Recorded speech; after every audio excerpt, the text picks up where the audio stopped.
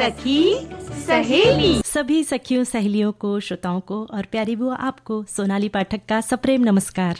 नमस्कार। नमस्कार। और सोनाली बेटा कैसी हो तुम? मैं बहुत खुश हूँ और आशा करती हूँ कि हमारे सारे श्रोता, सारी सखियां वो भी खुश होंगे। बिल्कुल खुश होंगे। आज बड़े खास दिन हैं। शुभकामना तो देने का भी दिन है शंकराचार्य जयंती का, लेकिन हमारे एक साथी ने भी लिखा है कि विश्व मलेरिया दिवस की शुभकामना नहीं दे सकते। हाँ, बचाव बहुत जरूरी है। तो भाई बचाव के बारे में बात करेंगे। विश्व मलेरिया दिवस है आज। साथ ही गीत मंजरी में आज हम सफर पर बातचीत करेंगे और दादी माँ के नुस्खे में हम मुनक्का की जानकारी देंगे ना। जी हाँ। तो सबसे पहले जो है आदि शंकराचार्य की जयंती है, इस पर ढेर सारी शुभकामनाएं हमारे सभी श्रोताओं को। आज 25 अप्रैल को आदि शंकराचार्य की जयंती है। हिंदू पंचांग के अनुसार हिंदुओं के सबसे बड़े धर्माचार्य आदि शंकराचार्य का जन्म 788 ईस्वी में बैसाख माह के शुक्ल पक्ष की पंचमी तिथि के दिन दक्षिण भारत के नंबूदरी ब्राह्मण के कुल में हुआ था। आदि शंकराचार्य को मात्र 8 वर्ष की छोटी सी आयु में सभी वेदों का ज्ञान प्राप्त हो गया था, ऐसा कहा जाता है ना। ये हमारे एक साथी ने लिखकर भेजा है। और हमारे साथी ये भी लिखते हैं कि आदि शंकराचार्य ने मात्र 32 साल की आयु में हिमालय क्षेत्र में समाधि ले ली थी। आदि शंकराचार्य ने पूरे भारत की यात्रा करते हुए देश के चारों दिशाओं में 4 प्रमुख पीठों की स्थापना की थी, जिसे आज के समय में 4 धाम के नाम से जाना जाता है। शंकराचार्य जी ने जगन्नाथपुरी, रामेश्वरम, द्वारिका और बद्रीनाथ धाम की स्थापना की थी। अलग अलग मत है इसमें। इनमें मठ की स्थापना की है तो श्रृंगेरी पीठ की बात की जाती है। देश के 4 भाग में इन्होंने जिस मठ की स्थापना की आदि शंकराचार्य जी ने, उसमें है श्रृंगेरी पीठ है, ज्योतिष पीठ है और बद्रिकाश्रम है, पूरी गोवर्धनम पीठ है और द्वारिका शारदा पीठ शामिल है। और देश के इन पावन मठों पर आसीन गुरु को शंकराचार्य के नाम से जाना जाता है ना। और सबसे पहले श्रृंगेरी पीठ की इन्होंने स्थापना की थी और ऐसी वहां पर कहा जाता है कि उन्होंने एक बार वहां पर घूम रहे थे और उन्होंने देखा कि एक नाग जो है उसने फन काढ़ कर एक मेंढकी को एक तरीके से कहना चाहिए कि बचा कर रखा था, उसकी सुरक्षा कर रहा था। तो पता चला कि वो गर्भ से थी। तो एक सांप जब वहां पर उसकी इस तरह से सुरक्षा कर रहा था तो वो चौंक गए और फिर वो वहां पर उन्होंने देखा कि यहाँ पर प्रकृति का अनूठा दृश्य जब उन्होंने देखा तो उन्हें लगा कि ये जगह कुछ तो विशेष है, यहाँ पर कुछ खास बात है और इस तरह से उन्होंने वहां पर एक मठ की स्थापना की। क्या बात है। और आज के दिन वैशाख माह के शुक्ल पक्ष की पंचमी को शंकराचार्य जयंती मनाते हैं। और आदि शंकराचार्य का जन्म दक्षिण भारत के केरल राज्य के नंबूदरी ब्राह्मण परिवार में हुआ था और उनके पिता का नाम शिवगुरु और माता का नाम विशिष्टा था। बाल्यकाल से ही शंकराचार्य के भीतर अलौकिक लक्षण दिखाई देने लगे थे। अल्पायु में ही उन्हें सारे वेद, उपनिषद, वेदांग आदि का उन्होंने अध्ययन कर लिया था। मात्र 12 वर्ष की उम्र में सभी शास्त्रों में पारंगत हो गए। 16 वर्ष की उम्र में उन्होंने विभिन्न प्रकार के उपनिषदों की भाष्य रचना की थी और उन्होंने हमें अद्वैत का मार्ग दिखाया। अद्वैत का मतलब है जहां पर 2 ना हो, यानी दोनों एक है, जिसका अर्थ है इस विश्व की सारी चीजें ब्रह्म हैं और सभी एक हैं। ब्रह्म और आत्मा परमात्मा अलग नहीं है। वे अद्वैतवाद के प्रवर्तक माने जाते हैं। और आदि शंकराचार्य के अनमोल वचन कहते हैं कि बंधन से मुक्त होने के लिए बुद्धिमान व्यक्ति को अपने और अहंकार के बीच भेदभाव का अभ्यास करना चाहिए। उनका ये भी मानना था कि धन, रिश्ते, दोस्त या जवानी पर गर्व न करे। ये चीजें पल भर के बाद नष्ट हो सकती है। इस मायावी संसार को त्याग कर परमात्मा को जानो और उसे प्राप्त करो। और जैसे कि हम आजकल देखते हैं बराबर कि हमारी इच्छाएं जो हैं बढ़ती जा रही हैं, या यूं कहें कि हम बहुत सारी चीज़ों को हम इकट्ठा करने में लगे हैं, अति महत्वाकांक्षी हो रहे हैं। तो ऐसे में आदि गुरु शंकराचार्य की जो बातें हैं कि इंद्रियों को अपने वश में रखो, उन्होंने कहा था, और हृदय में प्रभु को देखो, तो जाहिर है कि हम बाकी सब चीज़ों से थोड़ा सा निर्लिप्त हो जाएंगे और फिर हम इतनी आसक्ति नहीं रहेगी। अब इसका ये मतलब नहीं है कि हम धनोपार्जन न करें या बहुत अधिक कमाएं, लेकिन एक होती है ना कि हम बहुत ज़्यादा लिप्त हो गए, थोड़ी सी चीज़ से परेशान हो गए, दुख आया तो बहुत ज़्यादा दुखी हो गए, या खुशी का समय आया तो बहुत ज़्यादा खुशी हो गए। तो इन सब चीज़ों में हम अपने आप को संयमित रख सकें, ये सारी बातें जो हैं हमारे शास्त्र भी बताते हैं और आदि गुरु शंकराचार्य ने भी यही बताया। और मात्र 32 वर्ष की उम्र में जगत गुरु आदि शंकराचार्य ने केदारनाथ में समाधि ली थी और हम उन्हें नमन करते हैं और श्रद्धा सुमन अर्पित करते हैं। तो इस तरह से ज्ञान का कलश जो है वो छलकता रहे और दूर दूर तक इसमें जो इसके ज्ञान के जो अंकुर हैं वो दूर दूर तक फैलते रहें और ज्ञान का प्रकाश सब तरफ फैले, यही कामना करते हैं हम लोग, यही कामना करते जी। और ज्ञान तो ऐसा है कि जितना भी हम अर्जित करें उतना कम ही होता है। फिर हमारी उम्र कितनी ही क्यों ना बढ़ती जाए, पर उसकी कोई सीमा नहीं होती है। बिल्कुल सही बात है। और आज है विश्व मलेरिया दिवस जी। और प्रतिवर्ष 25 अप्रैल को विश्व मलेरिया दिवस के रूप में मनाते हैं। और ये जो बीमारी है, मच्छरों के काटने से फैलने वाली इस बीमारी से प्रतिवर्ष लाखों लोग संक्रमित होते हैं। और बुआ जी, ये बीमारी जानलेवा भी है, क्योंकि ये प्रोटोजुअन प्लाज्मोडियम नामक वायरस जो मादा एनाफिलिस नामक मच्छर में मौजूद होते हैं, जिससे ये बीमारी फैलती है। और भाई ये बात हमारे एक साथी ने भी लिखकर भेजी है। इन्होंने ये भी लिखा है कि पूरे विश्व की 3.3 अरब जनसंख्या में लगभग 106 से देश हैं जिनमें मलेरिया का खतरा है। और प्रतिवर्ष 2012 में मलेरिया के कारण लगभग, इन्होंने लिखा है वर्ष 2012 में मलेरिया के कारण लगभग 6,27,000 मृत्यु हुई, जिनमें अधिकतर अफ्रीकी, एशियाई, इन्होंने देशों की बात लिखी है।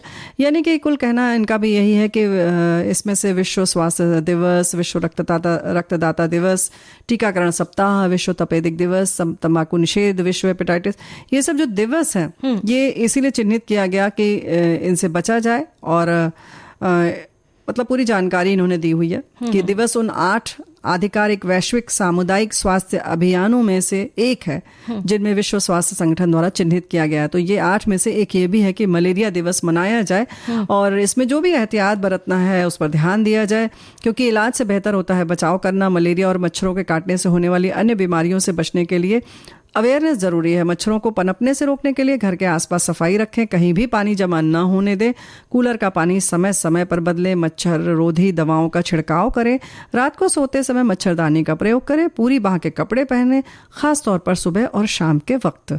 मलेरिया के लक्षण दिख रहे हैं तो तुरंत जांच और उपचार कराएं।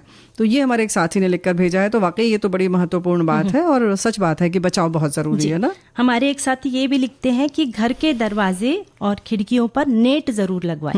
बिल्कुल सही बात है। शाम के वक्त मच्छर बहुत आते हैं, तो उस वक्त अगर हम जो है वो नेट वाली जो दरवाजा है वो बंद कर देंगे तो हवा भी आएगी और मच्छर भी नहीं आएंगे। बिल्कुल सही बात है। तो विश्व मलेरिया दिवस को मनाने की घोषणा WHO द्वारा मई 2007 में 60वें विश्व स्वास्थ्य सभा के सत्र के दौरान की गई और मलेरिया के खिलाफ लोगों में जागरूकता फैलाने के उद्देश्य से विश्व मलेरिया दिवस मनाया जाता है। और मलेरिया का सबसे बड़ा कारण है गंदगी। तो घर के आसपास गंदगी ना हो, जैसे हमारे एक साथी ने भी कहा कि पानी का जमाव ना हो, क्योंकि जो है पानी में मच्छर पनपते हैं, इसलिए स्वच्छता का हमें विशेष ध्यान रखना चाहिए और अपने घर के अंदर भी सफाई का उतना ही ध्यान रखें। हाँ बिल्कुल सही बात है। घर के अंदर हो चाहे बाहर हो तो भाई बाहर का रखेंगे ख्याल, तो दूसरे के लिए भी हम थोड़ा सा सहयोग करेंगे इस तरह से कि भाई वो उनके घर में भी बीमारी न जाए।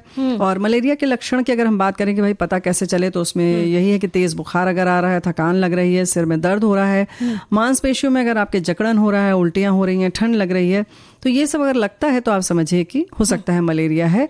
और इसलिए थोड़ा सा एहतियात तो बरतें उसके पहले, लेकिन अगर ये लक्षण आ गए हैं तब आप चिकित्सक से मिलें।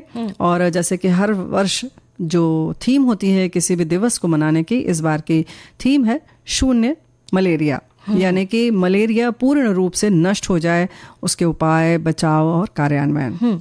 जैसे हमारे अभी साथी ने कहा कि घर के अगल बगल में पानी का जमाव ना होने दे, वैसे बुआ जी एक बात भी होती है ना कि हम घर में भी जैसे ना फव्वारे लगाते हैं। हाँ। फिर उसके बाद में हम कुछ घर के इंडोर प्लांट्स भी लगाते हैं। हाँ। उसमें भी पानी हो जाता है, या तो फिर क्या होता है कि फ्रिज के नीचे जो ट्रे होता है उसमें भी पानी जम जाता है। तो हमारी ये कोशिश होना चाहिए कि उसका पानी समय समय पर बदले, क्योंकि उस पानी में जो है मच्छर पैदा हो जाते हैं। हमने बहुत सारी जालियां लगा दी, मच्छरदानी लगा दी, क्रीम लोशन लगा दी, पर घर के अंदर ही अगर पानी है उस पानी को हमें रोज फेंकना चाहिए। और अरे देखो भाई, फ्रिज के नीचे वाला तो आपको साफ करना है, उसको बदलना नहीं है बल्कि हटा देना है। और जो इसमें है पौधे वगैरह में जो हम डालते हैं उसमें देख कर डालें कि उसमें ऊपर न रह जाए। और बहुत सारे ऐसे पौधे हैं जिनमें कीड़े नहीं लगते, अगर लग रहे हैं तो उनके जो उपाय हैं, उनके बचाव के जो भी उपाय हैं वो किए जाएं। और बच्चों के लिए खासतौर से जैसे घर में अगरबत्ती जलाएं या लोशन लगा लें, जो भी आपको उपाय ठीक लगता है वो जरूर करें। लेकिन बुखार जो है ना वो भी ऐसे समय समय पर हाजिर हो जाता है। तो खासतौर से ये मलेरिया वाला जो है ना एक निश्चित अंतराल पर आता है, इसकी खास ये भी पहचान है, तो इसलिए थोड़ा सा ध्यान रखें। कभी कभी क्या होता है सोनाली बिटिया कि जांच में इसके लक्षण नहीं आते हैं, कभी कभी जांच करवा लीजिए तो नहीं पता चलता है। कुछ 24 घंटे के बाद वो आता है खून में, तो ये मत सोचिए कि नहीं है, फिर उसके बाद फिर से जांच जरूर करवा लें। अक्सर क्या होता है कि हम इस मामले में सोचते हैं कि अब तो नहीं है, तो इसका मतलब कुछ और है, लेकिन 24 घंटे के बाद एक बार फिर जांच करवा लें, 1-2 बार उसमें जांच करवा लें, तभी आश्वस्त हों कि ये मलेरिया नहीं है। तो भाई ये जानलेवा बीमारी है, हम तो यही चाहते हैं कि आप खुश रहें, है ना, बीमार ना रहें। और मैंने ये भी सुना है बुआ जी कि जब बुखार होता है उसी वक्त अगर हम ब्लड चेक करें तो पता चल जाता है कि आपको मलेरिया है, क्योंकि बुखार उतर गया तो जो है हमारा वायरस वो छुप जाता है। इसलिए ऐसे कुछ लक्षण हो तो उस वक्त जब बुखार आए उस वक्त ब्लड चेक कीजिए, तो पता चल जाएगा कि मलेरिया है या नहीं है। तो भाई ऐसा है कि हम बात कर रहे हैं अब मुनक्के की। तो मुनक्का जो है सूखा जो होता है अंगूर या काली किशमिश के नाम से भी जाना जाता है, और इसका खट्टा मीठा स्वाद सबको बहुत पसंद आता है। मुनक्के में ग्लूकोज होता है, विटामिन होता है, फाइबर है, मैग्नीशियम है, कैल्शियम है, आयरन जैसे पोषक तत्व पाए जाते हैं इसमें। हमारे एक साथी ने ये भी लिखा कि जब मलेरिया हो जाता है उस वक्त मुनक्के को थोड़ा सा भून के घी में और फिर वो जो है मरीजों को दो खाने के लिए, तो उसमें राहत मिलता है, उससे आराम मिलता है, पोषण मिलते हैं। तो इन्होंने एक साथी ने ये भी शायद लिखा, पता नहीं उसी साथी की आप बात कर रही हैं सोनाली जी की किसी और की। उन्होंने लिखा है कि बुखार में जब मुंह का स्वाद बिगड़ जाता है तो मुनक्के को तवे पर भून के उसमें नमक और काली मिर्च लगाकर खाया जा सकता है, तो अच्छा लगता है स्वाद में। वैसे इसमें उपस्थित फाइटोकेमिकल्स कब्ज की समस्या से छुटकारा दिलाने में मददगार साबित होते हैं। रात को भिगोकर सुबह उसका सेवन ज्यादा फायदेमंद साबित होता है। वजन घटाने के लिए भी मुनक्का का उपयोग किया जाता है। मुनक्के में भूख को कंट्रोल करने की क्षमता होती है और इसके सेवन से पेट जल्दी भर भी जाता है।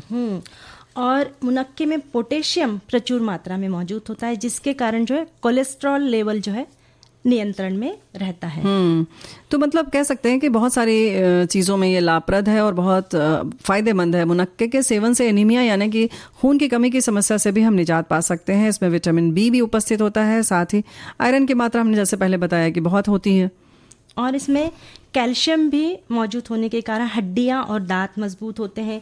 इसमें उपस्थित फाइटोन्यूट्रिएंट्स दांतों और मसूड़ों के लिए भी बहुत फायदेमंद सिद्ध होते हैं। और देखो भाई ये आंखों के लिए भी बहुत फायदेमंद है ना।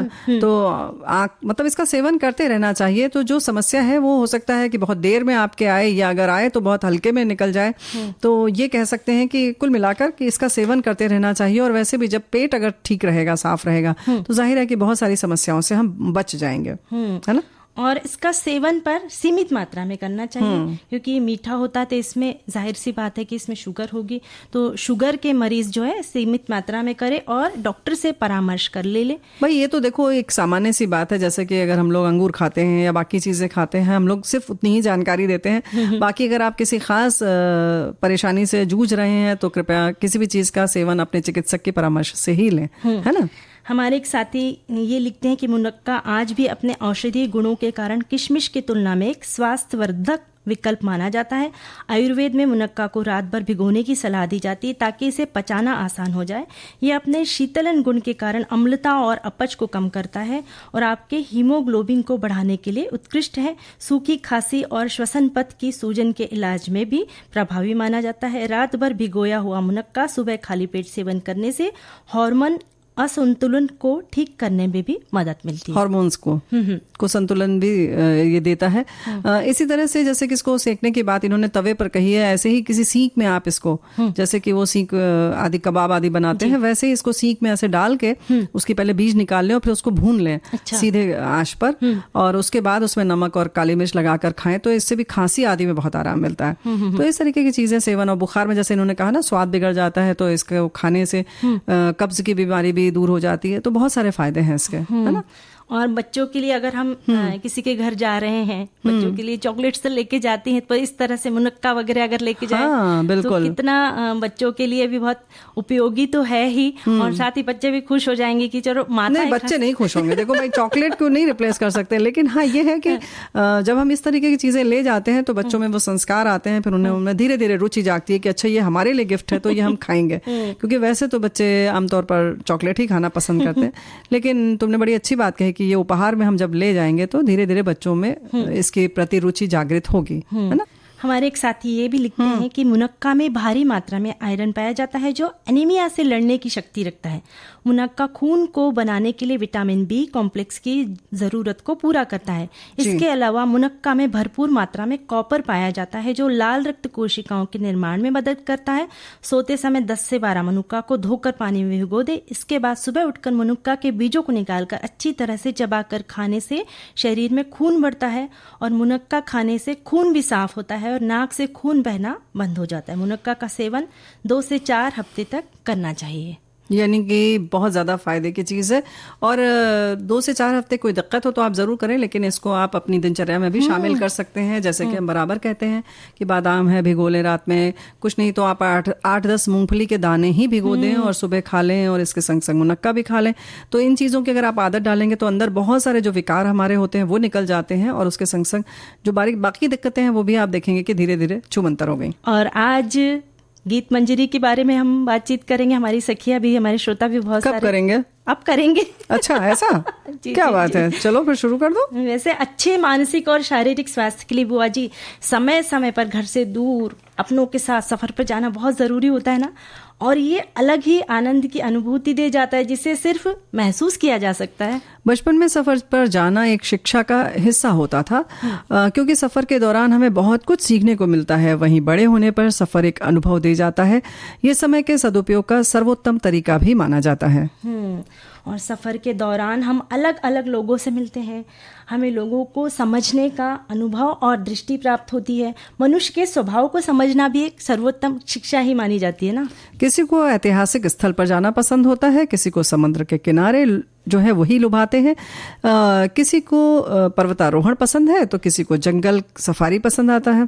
जैसा भी हो, सफर अगर सुहाना हो, मौसम हंसी हो तो सब कुछ हमें अच्छा लगता है और हम सुध-बुध खो जाते हैं। तो भाई मौसम सुहाना हो तो सफर हंसी हो जाता है, लेकिन तब और भी हंसी हो जाता है जब कुछ सावधानियां हम बरतते हुए आगे जाते हैं। जैसे कि अगर हम वहां गए हैं जहां तैरना नहीं आता या जो भी चीजें हमें नहीं आती, पर्वतारोहण नहीं आता, तो हमें उसमें आजमाना नहीं चाहिए या कोशिश नहीं करनी चाहिए, क्योंकि उसमें खतरा है और ऐसे आप आनंद नहीं उठा पाएंगे, बल्कि कहीं कहीं आप परेशानी में घिर सकते हैं। क्योंकि अगर हम जैसा करते हैं वैसे हमारे बच्चे भी हमारे देखा सीखी करते हैं। अगर हम गहरे पानी में चले गए तो हमारे पीछे पीछे बच्चे भी चले जाते हैं। तो इस बात का हमें बहुत ख्याल रखना है कि जब भी हम सफ़र पर जाए तो हमें सुरक्षित घर पर जाना है। और सफ़र के दौरान हम सभी अपनी यादों को कैमरे में समेटते हैं, पर जान जोखिम में डालकर सेल्फी ना ले। ये भी देखा गया कि लोग नाव में बैठ जाते हैं, पहाड़ी के एकदम किनारे पर चले जाते हैं, नदी के या समुद्र के अंदर जाकर फिर वहां पर जाकर सेल्फी लेते हैं। उस वक्त हमें इस बात का ख्याल रखना चाहिए कि भाई कोई दुर्घटना ना घट जाए। बिल्कुल, हमेशा अपने साथ एक फर्स्ट एड बॉक्स भी ज़रूर रखना चाहिए जब हम सफ़र पर जा रहे हों, यानी कि प्रारंभिक उपचार का वो सामान होना चाहिए, क्योंकि कभी कभी हमारी जो व्यवस्था है शहर से दूर है या कोई ऐसी दिक्कत आ गई अचानक रात में आपके पास जहाँ पर आप कहीं भी दवाई आदि नहीं लेने जा सकते, तो जो मूलभूत ज़रूरत की चीज़ें हैं उन्हें आप ज़रूर अपने साथ रखें। और दवाइयों का ये भी है कि जो लोग रोज की दवाइयाँ लेते हैं, जैसे बीपी की या शुगर की, तो भरपूर मात्रा में रखें, क्योंकि जरूरी नहीं कि वही दवाई दूसरे शहर में मिले जहां आप जा रहे हैं। और सबसे जरूरी बात है कि सामान कम रखें, क्योंकि जब हम सफर पे जाते हैं तो इतनी भारी भरकम बैग रख लेते हैं, बहुत सारा सामान रख लेते हैं, और हमारा ध्यान जो है सफर का आनंद लेने के बजाय सामान में ही रहता है कि हमारा सामान कहीं इधर उधर न हो जाए।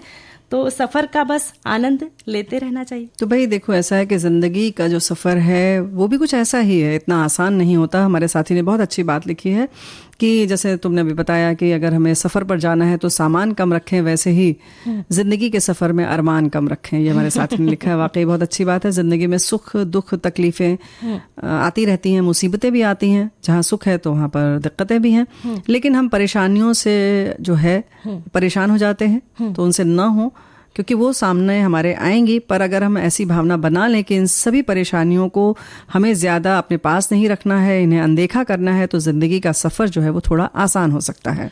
लोग अक्सर ये सोचकर परेशान हो जाते हैं कि मेरे ही हिस्से में ये दुख, ये तकलीफें क्यों। तो सकारात्मक सोचे, चलो मेरे हिस्से में सिर्फ इतनी ही तकलीफ है, ऐसा सोचने में एक बल मिलता है और हमारी सोच में बदलाव ज़रूर आता है। बिल्कुल, ज़िंदगी के सफ़र में हमें कभी कभी मुसीबतों के बारे में भी सोच कर उन्हें बड़ा बना लेते हैं, जिसके कारण कल के साथ साथ हम अपना आज भी बिगाड़ लेते हैं। मुसीबतों के बारे में बस ये सोचें कि कल का कल देखा जाएगा। हो सकता है कि वो मुसीबतें आई ही ना जिसके बारे में हम सोचकर इतना परेशान हैं। कुछ इसी तरह से जब हमें किसी मंजिल को हासिल करना होता है तो फिर हम एक सफर पर चल पड़ते हैं, और किसी भी मंजिल को हासिल करने के लिए सबका अपना अपना एक रास्ता होता है जिसे वो खुद तय करता है। सब अलग अलग रास्ते से जाते हैं, हो सकता है मंजिल एक हो रास्ते पर चलने के लिए, लेकिन सही मार्ग क्या है, कौन सा सही रास्ता है जिससे कि हम समय से मंजिल हासिल कर पाएंगे, ये हमें खुद ही ढूंढना पड़ता है। और जो व्यक्ति महान और सफल हुए, उन्होंने अपने जीवन के सफर में बहुत मेहनत की, अपने समय का सदुपयोग किया, साथ ही पूरे जीवन के सफर में उन्होंने ज्ञान अर्जित किया और दूसरों के लिए वे प्रेरणा स्थल भी बन जाते हैं। जी हाँ, प्रेरणा स्रोत बन जाते हैं। और जाहिर है कि ये तभी होता है जब वो इस मंजिल को तय करने के लिए, यानी सफ़र को तय करने में जो भी दिक्कतें आती हैं उन्हें वो पार करते हैं। अब सुख दुख हो, धूप छाँव हो, हमारे रास्ते उबड़ खाबड़ हो सकते हैं, बहुत सारी बाधाएं आ सकती हैं, लेकिन हिम्मत अगर हम बनाए रखें, जैसे कि हम ये मान लें कि रात के बाद दिन का आना निश्चित है, वैसे ही जो सफ़र में हमें दिक्कतें मिल रही हैं और हम अगर उसका संयम से सामना करें, धैर्य से काम लें, तो जाहिर है कि ये जो सफ़र है, ये दिक्कतें हैं, वो भी कहीं ना कहीं दूर हो जाएंगी, और यह जो दिक्कत का समय है वो भी खुशियों में बदल सकता है अगर हम अपनी सोच बदल दें। और जीवन के सफ़र में लोग मिलते हैं, बिछुड़ते हैं।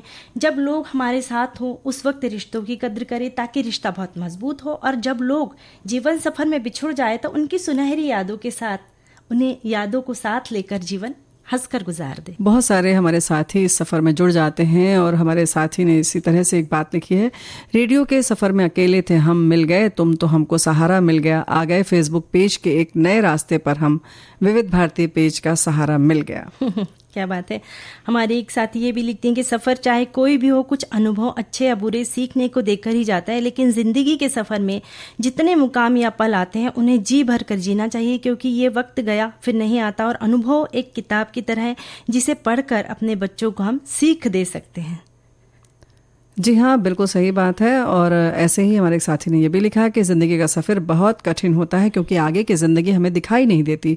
जिस प्रकार सड़क पर चलते वक्त हमें सड़क के पास वाला हिस्सा ही नज़र आता है, ठीक उसी प्रकार हमारी ज़िंदगी है। ज़िंदगी एक अनोखा सफ़र है। किसी न किसी मकाम को हासिल करने के लिए प्रत्येक क्षण सफ़र के दौर से गुजरते हैं। हमें सिर्फ आज ही दिखाई देता है, कल क्या होगा हमारी ज़िंदगी में, परसों क्या होगा हमारी ज़िंदगी में, ये हमें मालूम नहीं होता। ज़िंदगी बहुत लंबी होती है, उसे इस कदर जीना चाहिए कि वो बोझ न लगे।